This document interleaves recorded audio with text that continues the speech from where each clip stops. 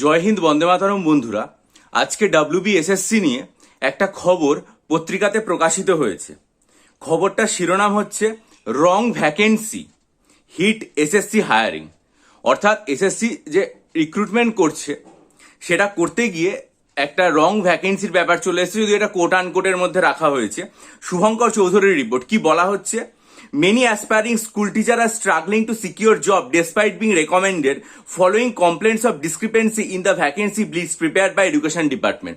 অর্থাৎ শিক্ষা দপ্তর থেকে যে আর কি ভ্যাকেন্সি লিস্ট তৈরি করা হয়েছে, বিভিন্ন স্কুল টিচার তারা আর কি দাঁড়িয়ে জব সিকিউর করতে গিয়ে তারপরেও ডিসক্রিপেন্সির মুখোমুখি পড়ছেন। কিরকম ভাবে অসুবিধাটা হয়েছে বলা হচ্ছে, স্টেট এডুকেশন ডিপার্টমেন্ট অফিসিয়াল জানিয়েছেন যে তাদের কাছে অভিযোগ জমা পড়েছে যে এই যে সমস্ত শিক্ষকরা তারা যখন পরীক্ষাটা দিয়ে সিলেক্টেড হওয়ার পর তারা স্কুলে যাচ্ছেন, স্কুলে গিয়ে জয়েন করতে যাচ্ছেন, যখন তাদের পুলিশ ভেরিফিকেশন এবং মেডিকেল সবকিছু কমপ্লিট হয়ে গেছে এবং যার পর তারা যখন দেখছেন তাদেরকে স্কুলে যে সমস্ত হেডমাস্টাররা রয়েছেন তারা বলছেন যে এরকম কোনো ভ্যাকেন্সি বা এরকম কোনো পোস্ট সেখানে এক্সিস্ট করে না।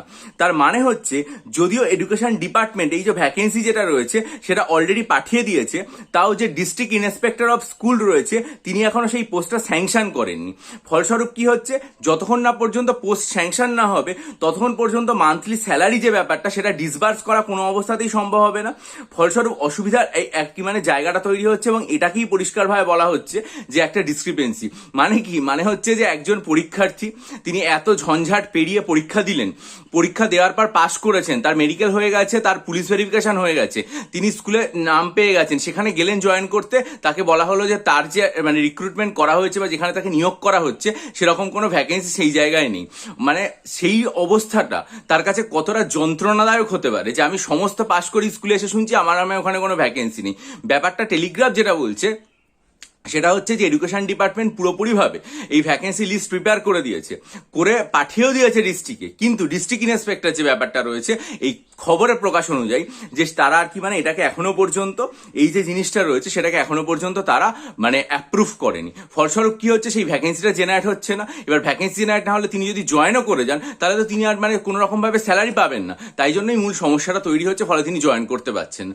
এখন এই যে একটা ঝঞ্ঝাট সেটা দেখে আজকে আমি অবাক হয়ে গেলাম এবং আন্তরিকভাবে কামনা করবো যে ডাব্লিউবিএসএসসি গ্রুপ সি এবং ডির যে রেজাল্ট যেটার জন্য আমরা সবাই অপেক্ষা করে আছি সেটার ক্ষেত্রে যেন এরকম কোনো ঝঞ্ঝাট না হয়, এরকম কোনো অসুবিধার মুখোমুখি না হয়, এটাই বলার। আর আমরা জানি না ডাব্লিউবিএসএসসি রেজাল্ট কবে বেরোবে, খুব আশা করেছিলাম বেরিয়ে যাবে দুদিনের মধ্যে অন্তত স্কোর কার্ড, কিন্তু এখনো পর্যন্ত কিছুই জানা যায়নি। গেলে নিশ্চয়ই চ্যানেলে জানাবো।